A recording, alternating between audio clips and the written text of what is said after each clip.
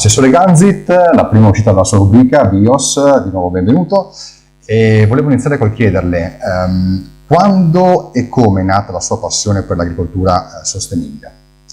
È una storia che nasce circa 40 anni fa, tenendo conto che da giovane non avevo neanche nella testa assolutamente questa evoluzione.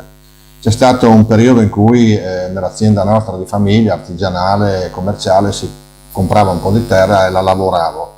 E in quel periodo il passaggio, diciamo così, normale per un giovane come me, a 20 anni, appena fatto il militare, era nella modernità del sistema chimico. Io ho studiato con la Montedison, ho avuto la patente di abilitazione all'impiego dei gas tossici, ho lavorato negli azotati diciamo, a buoni livelli, però quello che è successo diciamo, nell'arco degli anni 70 è stato questo momento di crisi di pensiero, cioè mi sono chiesto cosa stavo facendo. E il problema era che non mi davano soddisfazione le risposte anche dei professori con i quali lavoravo, con grossi agronomi che c'erano qua in Friuli quella volta, persone che avevano anche un certo peso. E il punto di passaggio determinante è stato alla fine degli anni 70, quando ho avuto, diciamo, l'intuizione di fare un salto. Ho trovato alcuni testi, non c'era niente qua in Friuli, e attraverso questi testi ho cominciato a frequentare le persone, pochissimi che allora eravamo, diciamo, qua in giro, a distanza di chilometri, e pian piano abbiamo cominciato a sperimentare e mettere in atto. Il complesso delle metodiche, diciamo, di un modello del genere è abbastanza fuori dall'ortodossia ufficiale. Nel caso, diciamo, agricolo ordinario, si parla di nutrizione e difesa della pianta con la chimica. Se tu non lavori con la chimica parli di vitalità, di vita, cioè devi mettere vita nel sistema, e questo era tutta una cosa nuova da scoprire. Il processo, diciamo, ha cominciato a crescere, e nel momento stesso che negli anni 80 ho speso questi 10 anni per imparare. Una spinta notevole l'ho avuta anche dai problemi in famiglia, una situazione, diciamo, anche con mio figlio, che ho dovuto lavorare, diciamo, molto sull'aspetto anche della cura, del farlo crescere, e questo mi ha mosso sia io che mia moglie anche nel sacrificio e nella difficoltà complessiva di portare avanti questo progetto. Poi naturalmente dall'esperienza pratica si è cominciato, io mi sono anche costruito le macchine, abbiamo fatto molte cose, abbiamo messo in piedi il sistema commerciale, abbiamo restaurato il mulino lì di Zorato, che attualmente è un fiore all'occhiello, un'eccellenza del nostro modello così anche, no?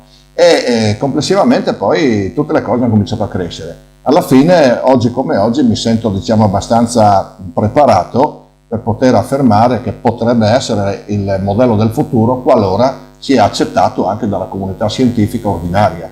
Ma non è antiscientifico, è il complemento del modello scientifico attuale. Questo è un concetto che mi trova spesso in disaccordo, perché si pensa che si vada contromano. In realtà noi non possiamo avere una scienza se vede con un occhio solo. Oggi come oggi è una scienza, diciamo, che è un po' zoppa, non ha la capacità di riconoscere quello che è il vivente che porta vita, diciamo, nella materia. E questo è un problema loro, più che altro, che mi ha posto anche una condizione di essere un po' considerato un eretico. Ma alla fine, se noi abbiamo questa visione, questa capacità di visione scientifica, anche, diciamo, di questa emissione di vita nella materia, allora abbiamo una scienza globale completa. Questo dovrebbe portarci ad avere un modello che sta in piedi, diciamo, che è sostenibile e dunque economico. Perfetto. Assessore Ganzit, la ringrazio. Ricordo che l'assessore terrà una rubrica all'interno di Aquile Libere dal titolo BIOS, che tratterà argomenti che riguardano, diciamo, l'agricoltura in senso generale e anche particolare. Se vorrete, telespettatori, anche rivolgere delle domande all'assessore, non dovete fare altro che scriverci all'indirizzo aquilelibere.info@gmail.com. Alla prossima edizione. Grazie e buonasera.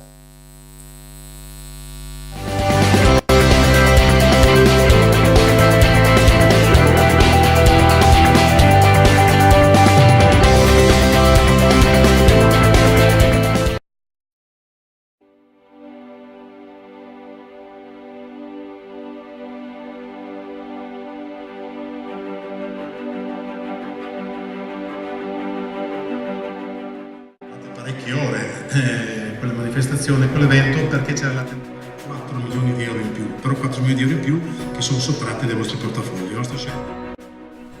Si è tenuto venerdì scorso, 7 dicembre, presso il Teatro Verdi della città friulana di Gorizia, un importante appuntamento. Per quel giorno infatti l'amministrazione comunale ha indetto l'Assemblea degli Stati Generali della Cultura, riunendo nella splendida cornice del Teatro Comunale le oltre 200 associazioni che operano nel comune di Gorizia.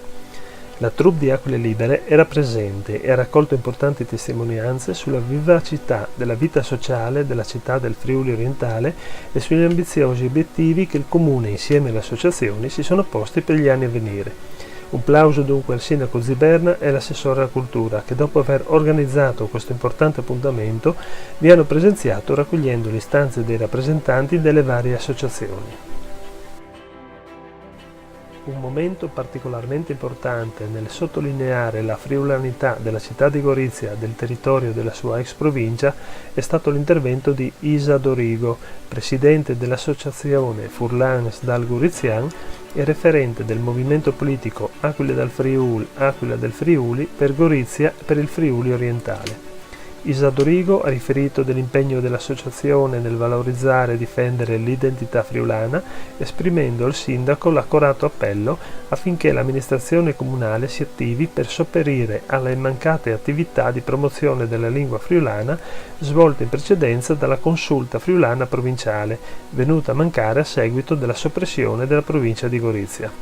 Appello al quale sindaco e assessore sembrano aver espresso un chiaro segno di interessamento. Ascoltiamo insieme l'intervento di Isa Dorigo.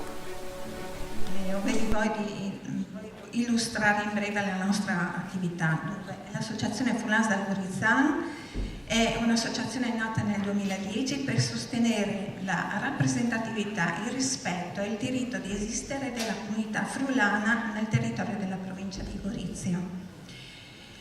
Sebbene i friulani del Goriziano siano molto legati alle loro tradizioni e alla loro lingua nella città di Gorizia, con i borghi storici di Borg San Roque e Lucinins, e forse anche qualcun altro, e nei paesi della destra Isonzo, non sono tuttora ancora rappresentati in modo adeguato e alla pari con altre realtà locali. La nostra associazione ha cercato una soluzione riunendo persone di sentita appartenenza al territorio, lingua e cultura friulana, le quali, collaborando positivamente, hanno reso l'associazione quella che è oggi, riconosciuta a livello istituzionale, molto attiva a difesa dei diritti della comunità linguistica friulana e soprattutto rispettosa per aver agito in modo pronto e adeguato ad ogni discriminazione nei confronti della comunità che rappresenta. Oggi siamo qui a ribadire che la nostra attività di sensibilizzazione nei confronti dei problemi della comunità friulana continua monitorando le attività politiche e amministrative del territorio, dei media e della società civile in collaborazione con altre realtà associative regionali per la difesa del diritto all'esistenza e al rispetto dei nostri valori. Io volevo rivolgermi al comune di Gorizia in questo senso. Da quando è mancata la provincia di Gorizia con il suo sportello linguistico e le sue attività che hanno portato anche alla nascita della consulta friulana provinciale, e poi non si è fatto più niente, quindi io sono qui a chiedere al comune di Gorizia una maggiore attività rivolta alla comunità friulana, che non è sparita dalla circolazione perché è sparita la provincia, e il comune di Gorizia dovrebbe farsi carico di quello dell'eredità lasciata dalla provincia di Gorizia, perché la provincia di Gorizia, oltre ad avere il comune di Gorizia nella zonizzazione, ha anche 15 comuni di lingua friulana su 25 che erano i comuni dell'ex provincia, che sono di lingua e cultura friulana. Quindi se si parla di lingua si parla anche di cultura, è per questo che oggi sono qui a rappresentare un'associazione che è culturale ma è soprattutto linguistica e identitaria. Ecco.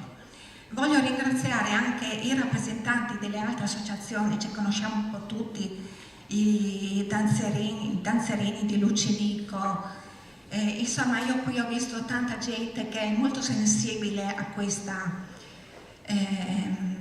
come posso dire, alla nostra, sono legati dalla lingua e dalla cultura alla comunità friulana, fanno parte della comunità friulana.